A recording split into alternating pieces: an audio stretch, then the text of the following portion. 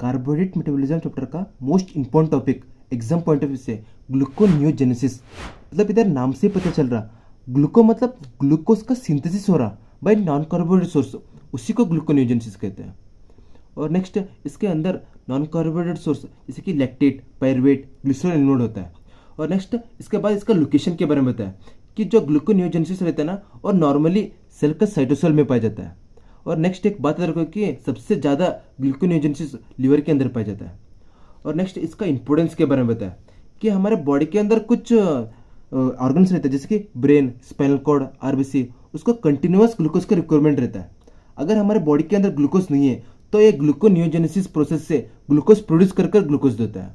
और नेक्स्ट अगर हम फास्टिंग में हैं तो भी हमारे बॉडी के अंदर ग्लूकोज नहीं रहता है, उस वक्त भी ग्लूकोनियोजेनेसिस प्रोसेस से ग्लूकोज प्रोड्यूस कर हमारे बॉडी का एनर्जी डिमांड को फिलअप करता है। और नेक्स्ट ब्लड का मेटाबॉलिट्स को क्लियर करने के लिए हेल्प होता है, क्योंकि हमारे ब्लड के अंदर नॉन कार्बोहाइड्रेट सोर्स जैसे कि लैक्टेट, ग्लिसरॉल रहता है, उसको भी ग्लूकोनियोजेनेसिस से ग्लूकोज में कन्वर्ट करने के लिए हेल्प होता है। और नेक्स्ट रिएक्शन के ग्लूकोनियोजेनेसिस से रिएक्शन के बारे में बताया कि जो ग्लूकोज रहता है ना, ग्लूकोज पायरुवेट के अंदर कन्वर्ट होता है तो 10 स्टेप रिएक्शन रहता है। और नेक्स्ट ये अगर पायरुवेट ग्लूकोज के अंदर कन्वर्ट हो रहा तो इसके अंदर भी 10 स्टेप रिएक्शन रहता है, मगर इसके अंदर 3 स्टेप इरिवर्सिबल रहता है, 3 स्टेप इरिवर्सिबल रहता है, इसलिए ये कंटिन्यूस नहीं होता है। इसके ये होता है ग्लूकोज पायरुवेट से ग्लूकोज में कन्वर्ट होता है, मगर ये कंटिन्यूस नहीं होता है क्योंकि इसके अंदर 3 इरिवर्सिबल स्टेप रहते हैं। उसके अंदर एंजाइम जैसे कि हेक्सोकाइनेस, फॉस्फोफ्रुक्टोकाइनेस और पायरुवेट काइनेस इन्वॉल्व रहता है।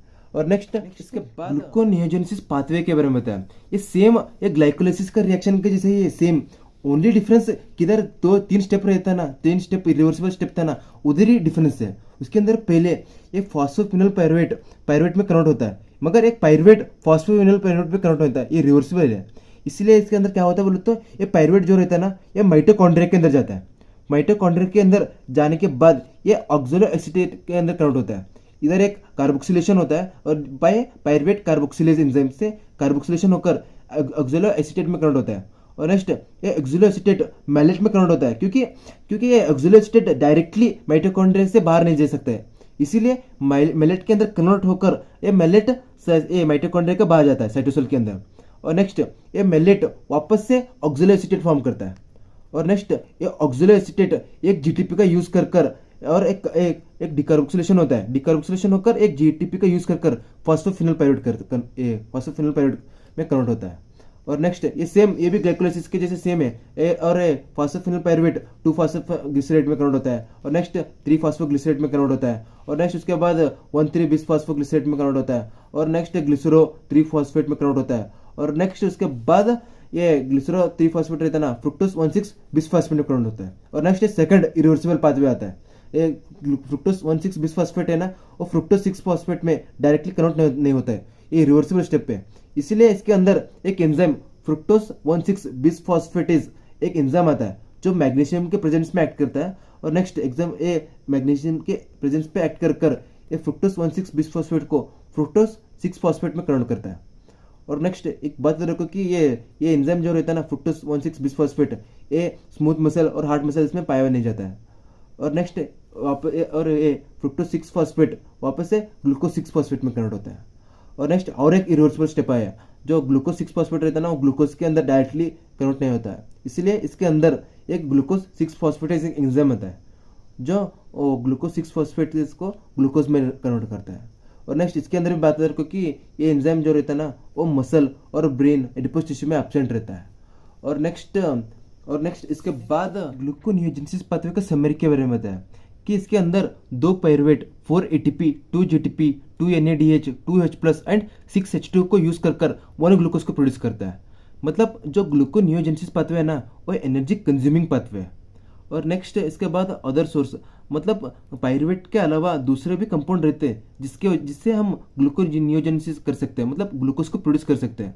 जैसे एग्जांपल के लिए ग्लूकोनियोजेनेसिस बाय अमीनो एसिड, मतलब हम अमीनो एसिड से भी ग्लूकोज को प्रोड्यूस कर सकते हैं। एक्सेप्ट ल्यूसिन एंड लाइसिन, ये बता रखो कि except leucine and lysine other amino acid से हम ग्लूकोज को प्रोड्यूस कर सकते हैं। जो अमीनो एसिड रहता है ना, वो नॉर्मली सिट्रिक एसिड साइकिल में जाता है। और नेक्स्ट ग्लूकोनियोजेनेसिस फ्रॉम प्रोपिनेट, मतलब जो ऑड फैटी एसिड रहता है, ये बता रखो कि ऑड इवन नहीं रहना, इवन फैटी एसिड से हम नहीं बना सकते ग्लूकोज को। वही अगर odd chain of fatty acid रहे ना, वो प्रोपेनल कोए में कन्वर्ट होता है, जो 3 कार्बन रहता है प्रोपेनल कोए में कन्वर्ट होता है। और नेक्स्ट ये प्रोपेनल कोए वो मिथाइल कोए में कन्वर्ट होता है। और नेक्स्ट ये विटामिन B12 के प्रेजेंस में सेक्शनल कोए में कन्वर्ट होता है। और नेक्स्ट ये सेक्शनल कोए रहता है ना, वो सिट्रिक एसिड साइकिल में जाकर और ग्लूकोज प्रोड्यूस करने के लिए हेल्प होता है। और नेक्स्ट इसके बाद ग्लूकोनियोजेनेसिस बाय लैक्टेट बोला तो ये कोरी साइकिल भी कहते हैं बता, क्योंकि इसको कोरी साइकिल भी कहते हैं।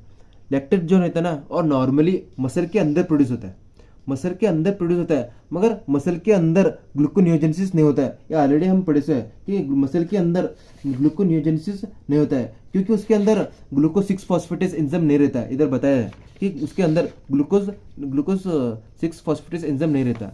इसीलिए जो मसल का लैक्टेट रहता है ना, वो लिवर के अंदर चले जाता है, ब्लड के थ्रू लिवर के अंदर चले जाता है। और लिवर के अंदर ये पायरुवेट में कन्वर्ट होता है, पायरुवेट से ग्लूकोज के अंदर कन्वर्ट होता है। और नेक्स्ट ये ग्लूकोज वापस से ब्लड के अंदर आकर वापस से मसल के अंदर जाता है, इसी फुल साइकिल को कोरी साइकिल कहते हैं। और नेक्स्ट इसके बाद ग्लूकोज एलानिन साइकिल के बारे में बताया कि जो मसल रहता है ना, मसल के अंदर ग्लूकोज पायरुवेट के अंदर कन्वर्ट हो सकता है, मगर पायरुवेट ग्लूकोज के अंदर कन्वर्ट नहीं होता है, क्योंकि मसल के अंदर ग्लूकोज 6 फॉस्फेटेज एंजाइम नहीं रहता है। इसीलिए जो पायरुवेट रहता है ना, पायरुवेट और ट्रांसएमिनेशन होकर एलानिन में कन्वर्ट होता है।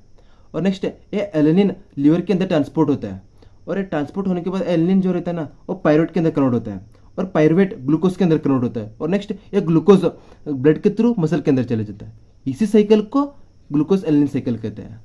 और नेक्स्ट इसके बाद ग्लूकोजेनेसिस का रेगुलेशन के बारे में बताया कि जो हार्मोन रहता है ना, हार्मोन जैसे कि ग्लूकागॉन, ग्लूकोकॉर्टिकॉइड, वो ग्लूकोजेनेसिस को इंक्रीज करने के लिए हेल्प होता है। वही इंसुलिन डिक्रीज करता है ग्लूकोजेनेसिस को। और नेक्स्ट इन ग्लूकागॉन के बारे में बताया कि जो पैंक्रियास से रिलीज होता है ग्लूकागॉन, इसके बारे में बताया कि जब ग्लूकागॉन सेल के ऊपर एक्ट करता है ना, तो सेकेंडरी मैसेंजर प्रोड्यूस होता है, जिसको साइक्लिक एएमपी कहते हैं। वो secondary messenger mainly pyruvate kinase को इनएक्टिवेट करने के लिए हेल्प होता है। इसके ये इनएक्टिवेट होने की वजह से ग्लूकोनियोजेनेसिस इंक्रीज होता है, क्योंकि इधर देखो, इधर रिएक्शन में क्या हो रहा है बोले तो, जो ऐसा पायरुवेट ऐसा माइटोकॉन्ड्रिया के जाने के बाद ऑक्सिलेट एसिड के कन्वर्ट होने के बाद फॉस्फोफिनोल पायरुवेट के अंदर कन्वर्ट हो रहा है। मगर ये फॉस्फोफिनोल पायरुवेट अगर पायरुवेट काइनेज एक्टिव रहा तो वापस से पायरुवेट के अंदर कन्वर्ट होता है, और पायरुवेट के अंदर कन्वर्ट नहीं होना, इसीलिए ये एंजाइम में इनएक्टिव हो जाता है। और नेक्स्ट जिसकी वजह से ग्लूकोनियोजेनेसिस इंक्रीज हो जाता है। और नेक्स्ट जो फ्रुक्टोज 2,6 बिसफॉस्फेटेज के बारे में बताया कि फ्रुक्टोज 2,6 बिसफॉस्फेटेज रहता है ना, वो फ्रुक्टोज फॉस्फोफ्रुक्टोकाइनेज को एक्टिवेट करने के लिए हेल्प होता है। वही फ्रुक्टोज 1,6 बिसफॉस्फेटेज को इनएक्टिवेट करने के लिए हेल्प होता है, मतलब इनहिबिट करने के लिए हेल्प होता है। इधर देखो, जिसकी वजह से जो ग्लूकोनियोजेनेसिस रहता है ना, वो डिक्रीज होता है।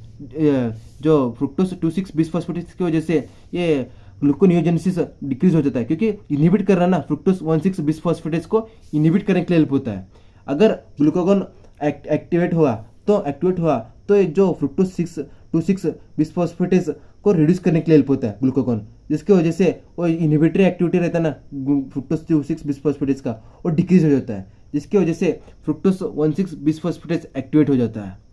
नेक्स्ट ग्लूकोकॉर्टिकॉइड हार्मोन के बारे में बताया कि जो ग्लूकोकॉर्टिकॉइड हार्मोन रहता है ना, वो हेपेटिक अम्लोट्रांसफेरेज एंजाइम एक्टिविटी को इंक्रीज करने के लिए हेल्प होता है, जिसकी वजह से हमारे को ग्लूकोजेनेसिस के लिए सब्स्ट्रेट प्रोवाइड होता है। और नेक्स्ट इंसुलिन के बारे में बताया, इंसुलिन जो ग्लूकोनियोजेनेसिस को इनहिबिट करने के लिए हेल्प होता है। और नेक्स्ट अल्कोहल का इनहिबिटरी एक्टिविटी के बारे में बताया कि जो अल्कोहल रहता है ना, अल्कोहल के अंदर इथेनॉल रहता है, इथेनॉल और NAD+ दोनों रिएक्ट होकर एसिटाइलडेहाइड एंड NADH देता है। जो NADH रहता है ना, NADH जो वो मेनली पायरुवेट और ऑक्सिलो एसीटेट के पाथवे में चले जाता है, जिसकी वजह से जो पायरुवेट रहता है ना, पायरुवेट ग्लूकोनियोजेनेसिस से फॉस्फोफिनोल पायरुवेट में कन्वर्ट होना ना, वो नहीं होता है। जिसकी वजह ये क्या होता है, तो पायरुवेट NADH से रिएक्ट होकर लैक्टेट में कन्वर्ट होता है। और सिमिलरली ऑक्सिलो एसीटेट भी फॉस्फोफिनोल पायरुवेट में कन्वर्ट होना, मगर NADH से रिएक्ट होकर मैलेट में कन्वर्ट होता है। बोलो तो ये इंटरफेयर करता है ग्लूकोनियोजेनेसिस पाथवे के अंदर, जिसकी वजह से ग्लूकोनियोजेनेसिस पाथवे डिक्रीज हो जाता है। और नेक्स्ट एक बात है कि अल्कोहल अगर एक्सेस में कंज्यूम करे तो अल्कोहल कंज्यूम करने की वजह से हाइपोग्लाइसीमिया कंडीशन डेवलप होता है हमारे बॉडी के अंदर। बोले तो प्लाज्मा का ग्लूकोज लेवल डिक्रीज हो जाता है। और नेक्स्ट ग्लूकोनियोजेनेसिस फ्रॉम फैट्स के बारे में बताया कि ऑलरेडी पढ़े सो है, अगर odd number of fatty acid रहा तो ग्लूकोज प्रोड्यूस कर सकते हैं, अगर even carbon of fatty acid रहा तो ग्लूकोज प्रोड्यूस नहीं कर सकते हैं।